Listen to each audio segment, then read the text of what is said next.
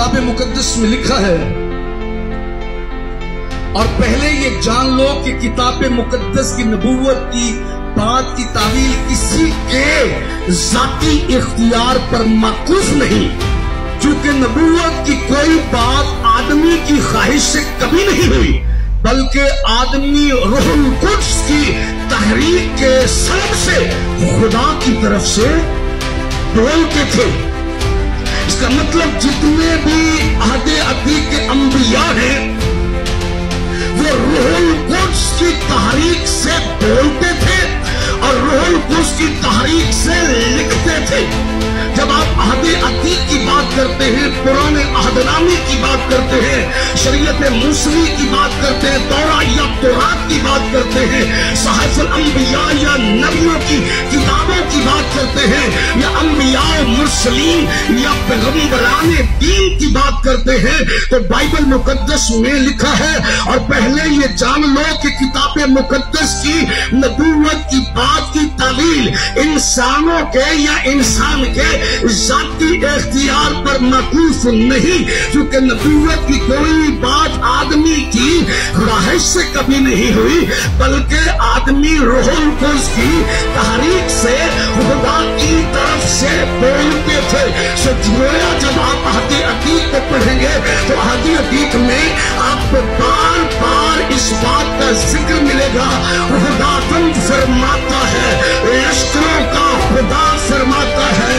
رب الافواج فرماتا ہے، فوجوں کا رب فرماتا ہے۔ سو گویا نبی روح القدس کی تحریک سے بولتے تھے، اور اگر ہم نبی ہی کی بات کریں تو نبی کا معنی ہے خدا کا منہ، دا ماؤتھ آف گاڈ، جس کے لیے عبرانی زبان کا لفظ نبی استعمال ہوا ہے، یعنی وہ منہ جس کے اندر سے خدا کلام کرتا ہو، وہ منہ جس کے اندر سے خدا بولتا ہو۔ گویا نبیوں کے وسیلہ سے خدا کلام کرتا رہا۔ کتاب مقدس کے اندر بڑی خوبصورتی کے ساتھ عبرانیوں کا مصنف بیان کرتا ہے کہ اگلے زمانہ میں خدا نے حصہ بحصہ اور طرح بطرح نبیوں کی معرفت کلام کر کے اس زمانے کے آخر میں ہم سے بیٹے کی معرفت کلام کیا، جسے اس نے سب چیزوں کا وارث ٹھہرایا،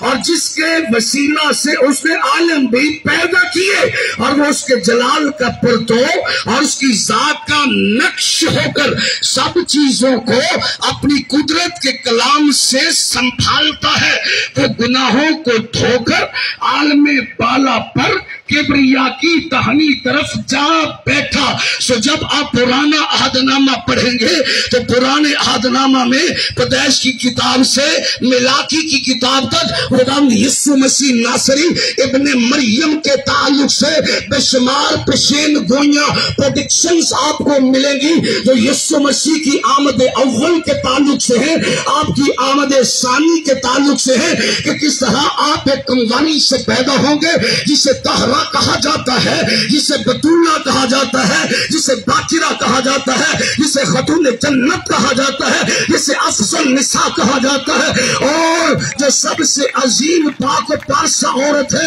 آپ اس کے بدن سے پیدا ہوں گے۔ نبوتوں کے اندر خدا یسوع مسیح کی ذات اقدس کے تعلق سے بیان کیا گیا ہے کہ جب وہ زمین پر آئے گا، وہ اندھوں کی آنکھوں کو کھولے گا، وہ لنگڑوں کو چلنے کے قابل بنائے گا، وہ کوڑیوں کو چھو کر پاک صاف کرے گا، وہ مردوں کو زندہ کرے گا۔ اس کی قدرت اور اس کے فضائل کے بارے میں عہد عتیق کے اندر انبیاء و مرسلین نے تحریر کیا ہے، اور میں اکثر کہتا ہوں انبیاء بولے کیوں نہ، کیونکہ ہر بڑی ہستی کے آنے سے پہلے کسی عام ہستی کا اس کا ذکر کرنا ضروری سمجھا جاتا ہے۔ جس طرح ہر کرسمس پر ایک درباری کھڑا ہوتا ہے اور کرسمس ڈے میں وہ اناؤنس کرتا ہے، سنیے سنیے جناب اعلیٰ کیا کہتا ہے، منادی والا منادی سنے غور سے، پھر بات کرے کسی اور سے۔ ہیرودیس بادشاہ تشریف لا رہے ہیں۔ سو میں ایمان رکھتا ہوں کہ عہد عتیق کے تمام انبیاء اس لیے یسوع مسیح کی بابت کلام کرتے رہے، کیونکہ یسوع انبیاء کا امام ہے، یسوع مجسم کلام ہے، یسوع خدا کا لحظ جگر ہے، یسوع خدا کا بیٹا ہے، کی ذات کا پورٹو ہے، یسوع خدا کی ذات کا نقش ہے۔ اگر یسوع ہے تو آسمان ہے، اگر یسوع ہے تو زمین ہے، اگر یسوع ہے تو سیارے ہیں، اگر یسوع ہے تو سیارے ہیں، اگر یسوع ہے تو حشرات ہے، اگر یسوع ہے تو نباتات ہے، اگر یسوع ہے تو یہ کائنات ہے۔ اگر یسوع نہ ہوتا نہ زمین ہوتی نہ آسمان ہوتا، کچھ بھی نہ ہوتا۔ اگر سب کچھ ہے تو وہ صرف یسوع مسیح کی